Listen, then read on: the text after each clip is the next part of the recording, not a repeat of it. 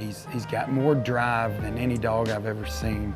He's super fast and always eager to go pick up every bird, and you just can't wear him out. And until you pull that trigger and tell him to go, you'll forget he's there. Probably my favorite part about that dog is when he goes to get a bird and picks it up, he comes back just as hard as he goes out. And he just wants to get back, and he wants to do it again.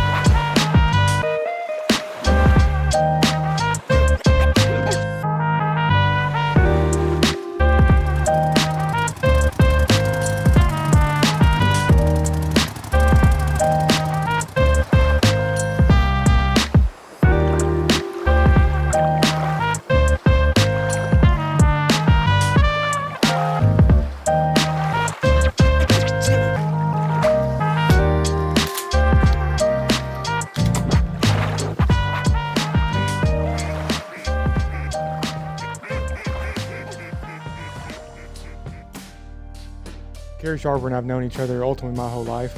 So over the years of knowing Kerry, he's had a Labrador Retriever on and off for hunting. Since getting back from college and joining Southern Oak Kennels and getting really involved with British Labradors, I was fortunate enough to bring some of my dogs on hunts with Kerry and his family at their farm. Not long after, he showed some interest and voiced a desire ultimately to, at some point, have a dog that Southern Oak Kennels produces. So when Kerry reached out to me, he wanted a hunt-ready dog. He wanted a dog that he could take out to his farm and start retrieving ducks. The stars aligned and a red and pin pup came available from a previous client.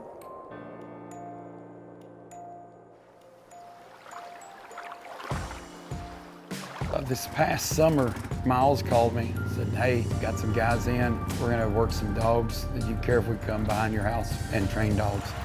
We're sitting there watching these dogs work, and he's got 2 or 3 finished dogs and a couple young, 1.5-year-old dogs. And one of them's a bigger male dog. It's what I'm looking for, kind of tall, muscular dog. And at that time, it was just dogs coming here for Miles to train. And he called me a couple of days later, maybe a week later, and told me that the male dog, Rip, had came available.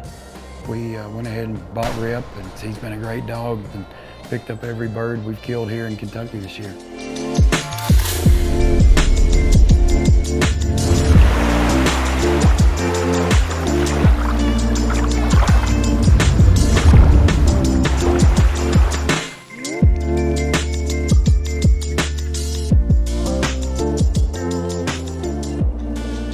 One of the best parts about Rip is just, here we are, late season Kentucky, waterfowl hunting, and the birds are stale. We haven't picked up any new birds in a while. They're tough.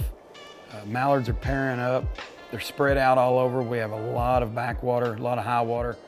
It's not normal for us to hunt till 11, 12, 1, 2 o'clock, and this dog might pick up 4 to 8, 10 birds in that period, and you never know he's there. And then on the days you don't kill anything, you never hear him.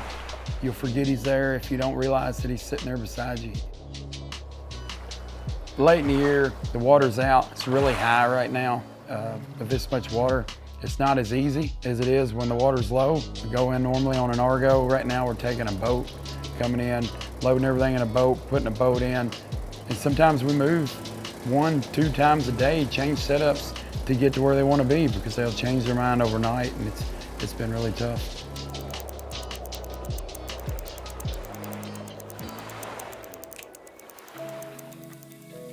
Kerry and his family have a really neat farm here in Western Kentucky. It's about 600 acres of river bottoms off the Tradewater River. One of the best parts about coming to Kerry's farm is not just the hunting. We get to hang out and fellowship. We always eat well. We crack jokes on each other. We typically have a pretty good time. The cool thing about this place is we've been able to come down here as a family and friends and hang out, whether it's summer, spring, fall. We come down here, we'll build a fire, grill food. We love to kill ducks, but being able to come down here and have a spot that's been in the family that everybody enjoys and loves to come to is probably the best thing about all of it.